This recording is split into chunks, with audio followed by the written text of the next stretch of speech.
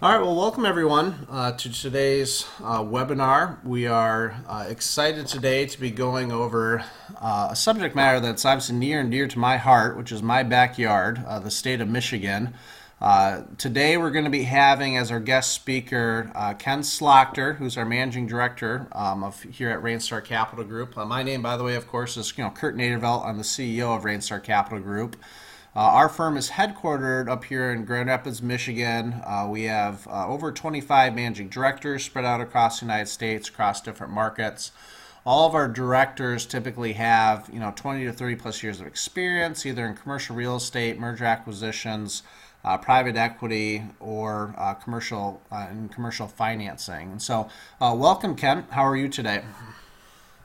I'm well, Kurt. Thank you for having me on today. Yeah, absolutely. The nice thing about this presentation is, we're going to kind of cover the, that we'll be over here on the west side of Michigan. You can cover the east side, with obviously Sure. being over in Detroit. So before we get started, we want to kind of start out with a disclaimer. Obviously, today we're going to be talking about some of the different programs and product lines that we have on our debt advisory platform. And so, in no way, shape, or form, are we, the purpose of this presentation is primarily education. Obviously, if you are about to secure debt financing or involved in real estate investing or owning businesses, please make sure you get the right legal and tax professional to give you advice on different different things. The purpose of our presentation today is primarily educational, and obviously we need to make sure we, for legal purposes, have this disclaimer out there. So that being said, again, this is Kurt Nadervelt, the CEO of Rainstar Capital Group. You can see Ken Schlachter right there. We both have a fair amount of experience in the capital markets. My background is I launched a marketing firm back in October of 2010. Our marketing firm has served over 100 clients that have been primarily fund managers and direct lenders in the commercial real estate and the corporate finance arenas. And a lot of the relationships that the marketing firm built the last 7 years are the same relationships then that we use today with Rainstar Capital Group. And so for Rainstar Capital Group, we invest from our balance sheet primarily into distressed debt, real estate transactions, and high growth companies. And then we also run a very robust debt advisory platform. We have over 200 lenders on it, and we provide debt capital to clients that have commercial real estate, corporate finance, small business, and equipment needs. So with that said, our guest speaker today is going to be Ken Schlachter. Ken, you can kind of read his bio there. Ken has a very strong track record and background in the entrepreneurial and business spaces. He's built businesses primarily in the flooring and distribution side of things. He's worked as a coach and a mentor through an organization called Vistage, and he's just built a lot of great relationships over in the Detroit and the kind of the east side of Michigan. Along with his business activities, he is a very dedicated family man. You can see his beautiful daughter there. And we're excited to welcome Ken on the call today. So today, what we're going to be talking about is obviously our lending platform, but we're going to spend some time really kind of narrowing it down to the Detroit market. Ken, in the work that he does, obviously does a lot of business in the Detroit market, but he also does transactions nationwide. So a lot of the programs that we're going to talk about today are going to be for the purpose of Ken's backyard, but then we're also going to expand that to show how those same programs can be used on a nationwide scale. So anyway, Ken, with that being said, why don't you jump in, kind of walk everybody through, the lending platform that we built, kind of walk them through, who the profile of our lenders are. Go ahead. Thank you, thank you, Kurt. So, a lot of our lenders are from, again, as Kurt mentioned, over 200 lenders in our platform that we're registered with, and they are either private offices, hedge funds, equipment finance companies, commercial real estate firms that specialize in bridge loans. Excuse me. So that's kind of the overall profile of the lenders. We work with a number of fintech companies. We kind of have three buckets, if you will, of platform lenders that we kind of work within. One is for the kind of the small business or real estate investors, fix and flip people, where they need to have access to capital, on-demand capital or small term loans, again, equipment financing. We kind of have our middle bucket, if you will, which are where we're in the commercial real estate space. We're working with bridge loans, corporate workouts, asset-based lending, PO funding, and accounts receivable factoring. We kind of can help in what we call bridge to bankable is a great term that we use.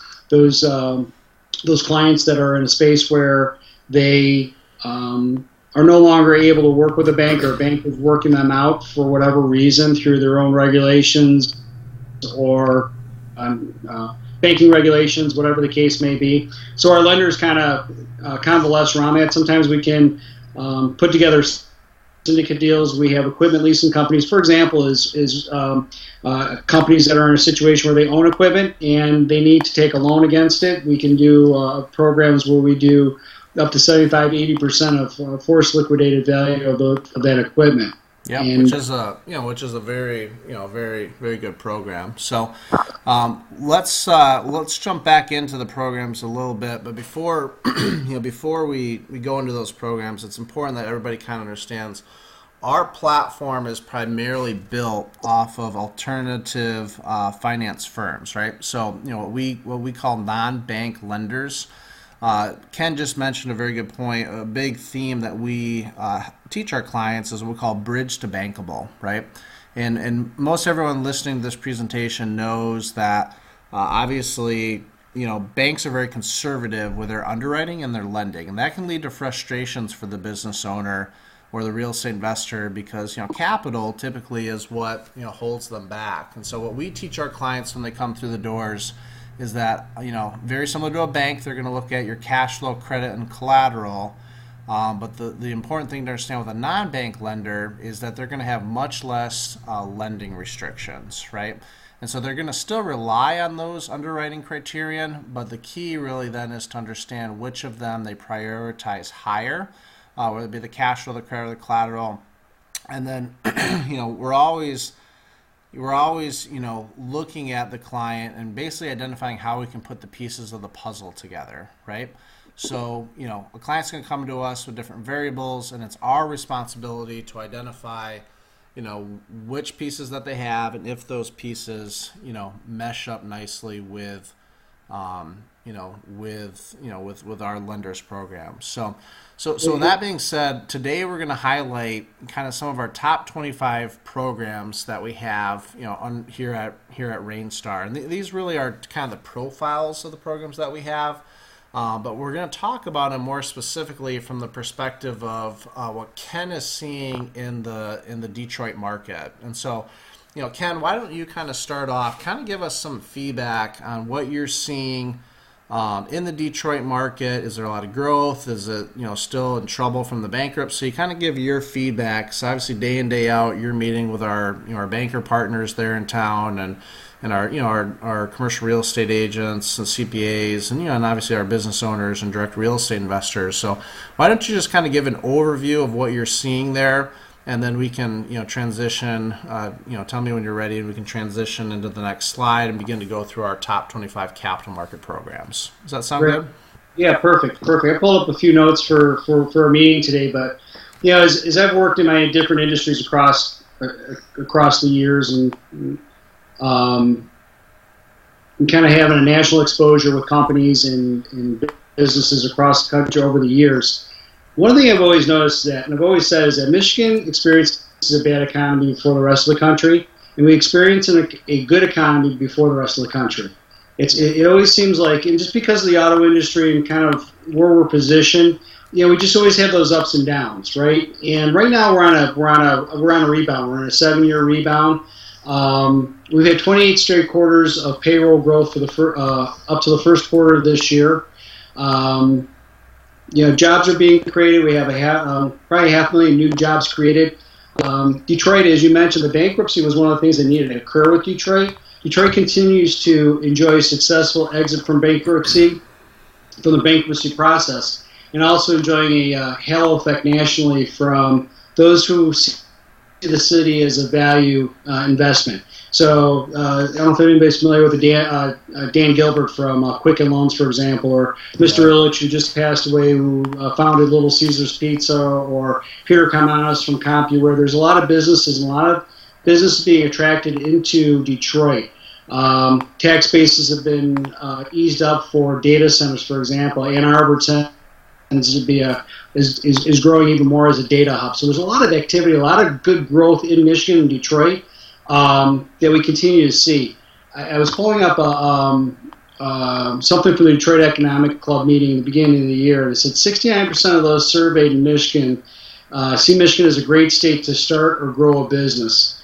And the state receives similar high rankings as a spot for young professionals for being business friendly and on the right track. So those are just kind of some good points. Some of the areas that we're growing in business is in the business and professional services. Construction is growing in Detroit.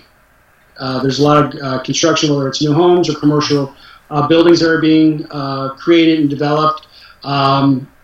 As is our hospitality, and as you know, Kurt, right, we're in a great vacation spot here in Michigan, whether it's your side of the state or northern Michigan.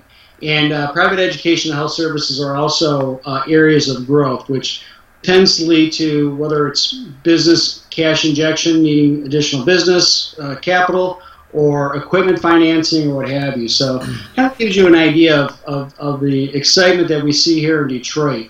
It's one of those things too, right? Because obviously over here in Grand Rapids, on our side of the state, we're just exploding as well. We're seeing a lot of growth, and every other day it seems like we're being written about, in different national, reviews and polls for the number one of economic growth, and et cetera, et cetera. So, one of the things that I think, as we obviously talk, Ken, with some of our partners and clients, either on the East Coast or West Coast, they don't know what's going on, here in Michigan, right? But when you're really, have your boots on the ground, and when you're here day in, day out. I know last time, when I was over by you and we were going through downtown, right? Downtown is just experiencing a ton of activity, right? And obviously, maybe if you want to mention the new Red Wings Stadium and the new Pistons Stadium, that's going to be awesome, right? That's really going to spur a lot, right?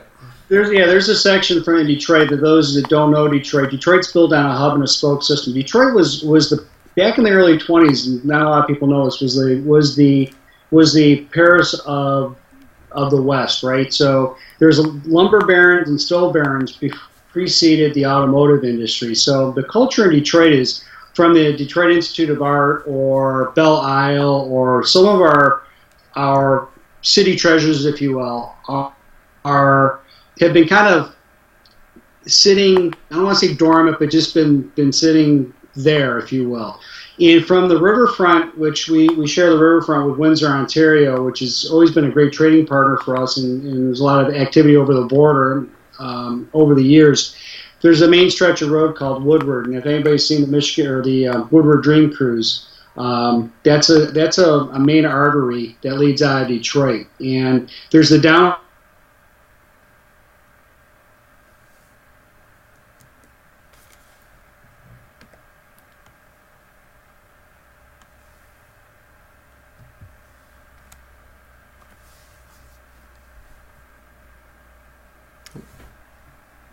Hey, Ken, are you there?